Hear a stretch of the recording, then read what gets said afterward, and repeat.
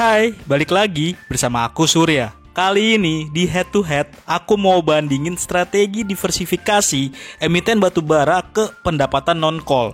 Ada dua saham yang tadinya pure batubara banget tapi udah mau diversifikasi ke bisnis non batubara. Kedua saham ini adalah Indi dan Adro. Tapi strategi diversifikasi keduanya agak beda nih. Kira-kira siapa ya yang duluan gacor? Aku akan ulas lengkapnya di video kali ini. Sebelum itu jangan lupa ajak kerabat, pacar, istri, mantan, keluarga, sampai musuh untuk subscribe channel YouTube Mikir Duit ya. Pertama, aku bahas yang duluan mulai diversifikasi ya, yakni Indi. Strategi diversifikasi Indi ini bisa dibilang agak berani. Jadi dia lepasin beberapa bisnis batubaranya untuk ekspansi ke bisnis yang dianggap lebih ramah lingkungan. Indi sendiri punya target pendapatan non batubara bisa mencapai 50% pada 2025. Bentar lagi kan tuh, gimana kondisinya nih sekarang gitu. Nah, buat gambaran aja nih, di 2019 tuh seluruh pendapatan Indi berasal dari bisnis batubaranya, mulai jasa energi dan infrastruktur di PT RO dan MBSS hingga bisnis coal di Indi. Margin bisnis dengan porsi terbesar ada di bisnis batubaranya. Margin usaha segmennya bisa mencapai 14% lah gitu, sedangkan jasa energi cuma 12%. Adapun per semester 1 2024, sumber pendapatan ini sudah mulai lebih beragam. Kontributor utama sih masih jadi batubara ya, dan masih agak jauh dari angka 50%.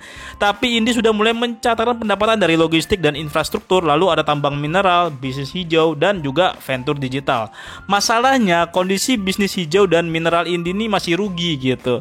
Lalu bagaimana cara Indi bisa mengejar target 50% pendapatan berasal dari non batubara pada tahun depan?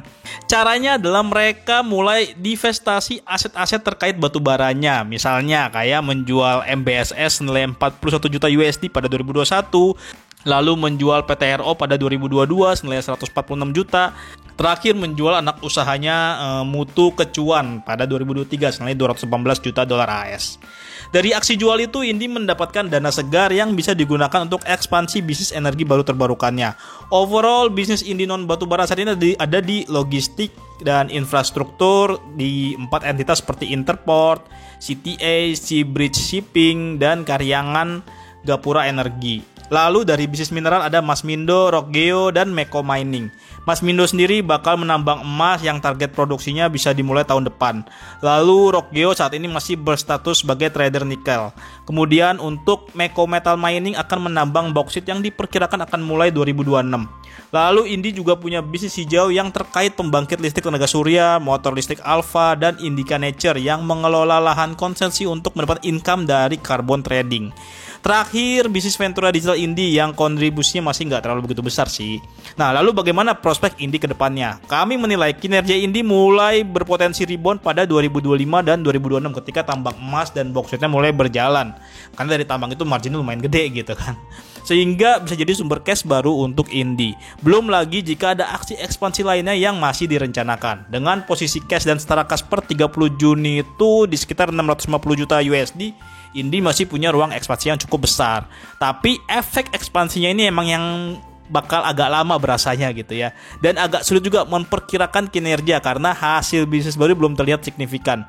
Dari ekspektasi kami, laba Indi di 2024 berpotensi tergerus 64% menjadi 126 per saham. Ini setelah dikonversi jadi rupiah ya gitu. Nah, dengan asumsi proyeksi laba bersih dari kami ini, apakah saham Indi udah murah atau mahal ya?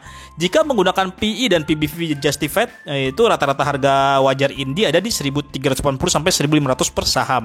Nah, jika melihat PBV-BN Indi 5 tahun terakhir itu posisinya sekarang lagi ada di area fair value-nya. Jika kamu ngebet mau beli Indi sekarang dan berharap dapat capital gain besar, mungkin kamu bisa hold sekitar 2-3 tahun lagi ketika kinerja Indi mulai membentuk pertumbuhan setelah mencapai titik equilibrium baru karena ada perubahan bisnis tersebut. Tapi bisa juga dalam 1 tahun tiba-tiba ada suatu isu yang bikin saham Indi booming, tapi itu mungkin sifatnya jangka pendek dan sementara aja.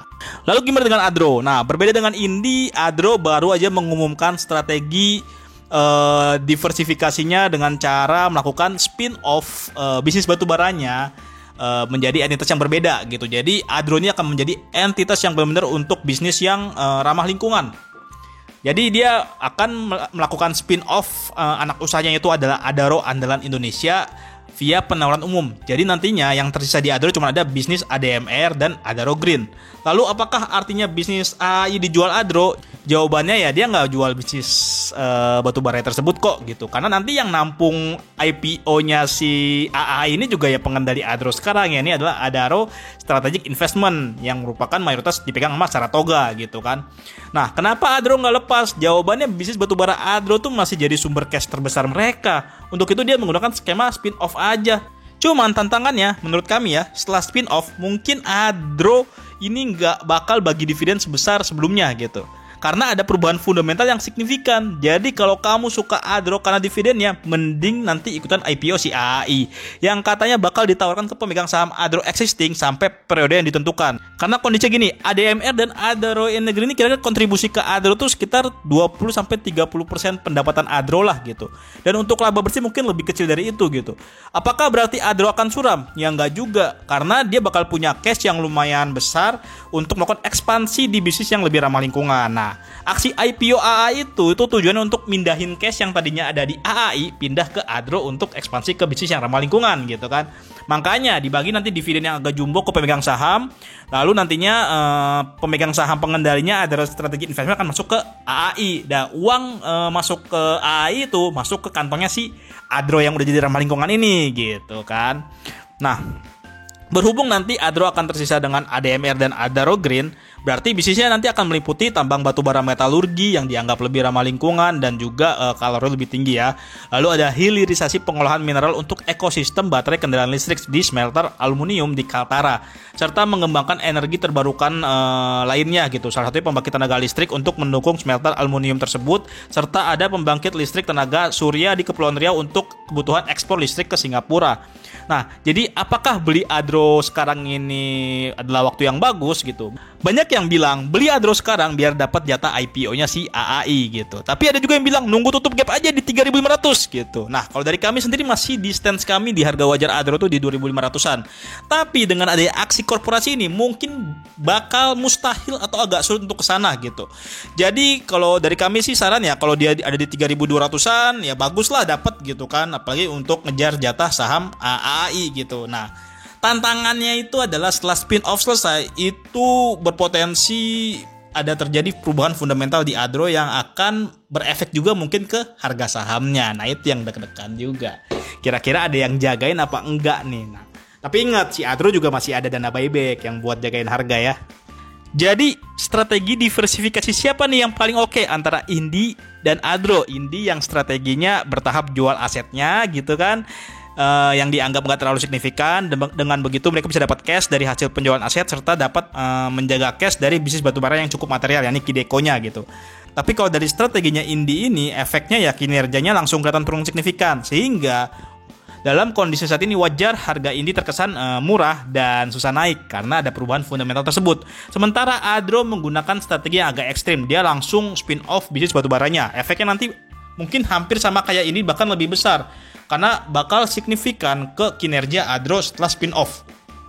Karena ada perubahan fundamental yang material, yang tadinya core bisnis batubara yang mengenerate cash mereka malah udah nggak ada lagi karena udah dipisah gitu kan. Nah, tapi kelebihannya Adro bisa dapat akses pembiayaan ramah lingkungan untuk ekspansi bisnisnya. Nah, apalagi nanti dia juga dapat pemindahan cash yang tadinya cashnya itu dari AAI yang dikonsolidasikan ke Adro, terus gara-gara di spin off AAI-nya IPO, cash itu dipindahin ke Adro untuk ekspansi bisnisnya gitu. Nah, kalau kamu lebih suka rencana diversifikasi Adro atau Indi nih?